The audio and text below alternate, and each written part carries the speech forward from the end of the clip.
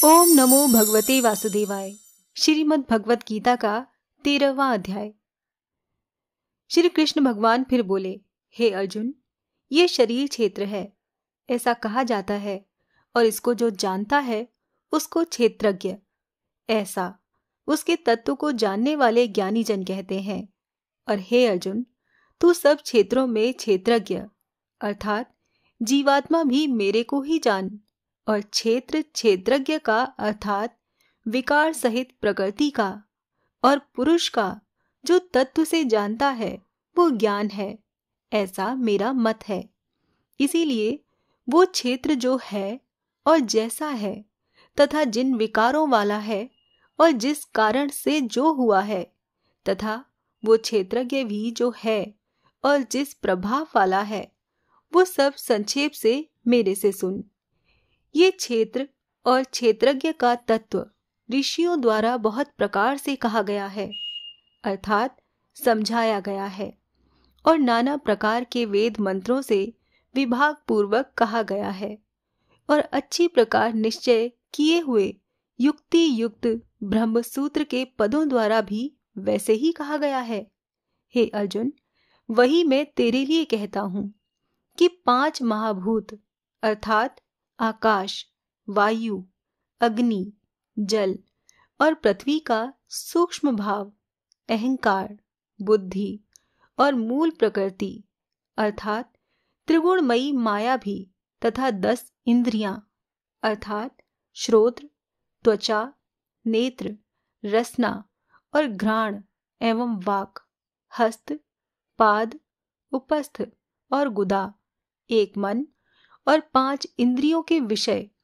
अर्थात शब्द, स्पर्श, रूप, रस और गंध, तथा इच्छा, द्वेष, सुख, दुख और स्थूल देह का पिंड एवं चेतनता और धृति। इस प्रकार ये क्षेत्र विकारों के सहित संक्षेप से कहा गया है। हे अर्जुन, श्रेष्ठता के अभिमान का अभाव, दंभाचरण का अभाव, प्राणी मात्र को किसी प्रकार भी न सताना और क्षमा भाव तथा मन वाणी की सरलता, श्रद्धा भक्ति सहित गुरु की सेवा, बाहर भीतर की शुद्धि, अंतःकरण की स्थिरता, मन और इंद्रियों सहित शरीर का निग्रह, इस लोक और परलोक के संपूर्ण भोगों में आसक्ति का अभाव और अहंकार का भी अभाव, एवं जन्म मृत्यु, जरा और रोग आदि में दुख दोषों का बारंबार विचार करना, पुत्र, स्त्री, घर और धन आदि में आसक्ति का अभाव और ममता का न होना, तथा प्रिय अप्रिय की प्राप्ति में सदा ही चित्त का सम रहना, अर्थात मन के अनुकूल तथा प्रतिकूल के प्राप्त होने पर हर्ष, शोक आदि विकारों का न होना, मुझ परमेश्वर में एक ही भाव से स्थित रूप ध्यान योग के द्वारा अव्यभिचारिणी भक्ति तथा एकांत और शुद्ध देश में रहने का स्वभाव, और विषयासक्त मनुष्यों के समुदाय में प्रेम का न होना, तथा अध्यात्म ज्ञान में नित्य स्थिति और तत्व ज्ञान के अर्थ रूप परमात्मा को सर्वत्र देखना, ये सब तो ज्ञान है, और जो इससे विपरीत है वो अज्ञान है, ऐसे कहा गया है। हे अर्जुन, जो जानने के योग्य है तथा जिसको जानकर मनुष्य परमानंद को प्राप्त होता है, उसको अच्छी प्रकार कहूँगा। वो आदि रहित परम ब्रह्म अकथनीय होने से न सत कहा जाता है और न असत ही कहा जाता है, परंतु वो सब ओर से हाथ पैर वाला एवं सब ओर से नेत्र, सिर और मुख वाला तथा सब ओर से सुनने वाला है, क्योंकि वो संसार में सबको व्याप्त करके स्थित है और संपूर्ण इंद्रियों के विषयों को जानने वाला है, परंतु वास्तव में सब इंद्रियों से रहित है तथा आसक्ति रहित और गुणों से अतीत हुआ भी अपनी योग माया से सबको धारण पोषण करने वाला और गुणों को भोगने वाला है, तथा वो परमात्मा चराचर सब भूतों के बाहर भीतर परिपूर्ण है, और चर अचर रूप में भी वही है, और वो सूक्ष्म होने से अविज्ञेय है तथा अति समीप में और दूर में भी स्थित वही है, और वो विभाग रहित एक रूप से आकाश के सदृश परिपूर्ण हुआ भी चराचर संपूर्ण भूतों में पृथक पृथक के सदृश स्थित प्रतीत होता है, तथा वो जानने योग्य परमात्मा विष्णु रूप से भूतों को धारण पोषण करने वाला और रुद्र रूप से संहार करने वाला तथा ब्रह्मा रूप से सबका उत्पन्न करने वाला है। वो ब्रह्म ज्योतियों का भी ज्योति एवं माया से अति परे कहा जाता है, तथा वो परमात्मा बोध स्वरूप और जानने के योग्य है एवं तत्व ज्ञान से प्राप्त होने वाला और सबके हृदय में स्थित है। हे अर्जुन, इस प्रकार क्षेत्र तथा ज्ञान और जानने योग्य परमात्मा का स्वरूप संक्षेप से कहा गया। इसको तत्व से जानकर मेरा भक्त मेरे स्वरूप को प्राप्त होता है। हे अर्जुन, प्रकृति अर्थात त्रिगुणमयी मेरी माया और जीवात्मा अर्थात क्षेत्रज्ञ, इन दोनों को ही तू अनादि जान और राग द्वेष विकारों को तथा त्रिगुणात्मक संपूर्ण पदार्थों को भी प्रकृति के ही उत्पन्न हुए जान, क्योंकि कार्य और करण के उत्पन्न करने में हेतु प्रकृति कही जाती है और जीवात्मा सुख दुखों के भोक्तापन में अर्थात भोगने में हेतु कहा जाता है। परंतु प्रकृति में स्थित हुआ ही पुरुष प्रकृति से उत्पन्न हुए त्रिगुणात्मक सब पदार्थों को भोगता है और इन गुणों का संग ही इस जीवात्मा के अच्छी बुरी योनियों में जन्म लेने में कारण है। वास्तव में तो ये पुरुष इस देह में स्थित हुआ भी पर अर्थात त्रिगुणमयी माया से सर्वथा अतीत ही है। केवल साक्षी होने से, उपद्रष्टा और यथार्थ सम्मति देने वाला होने से, अनुमंता एवं सबको धारण करने वाला होने से भर्ता,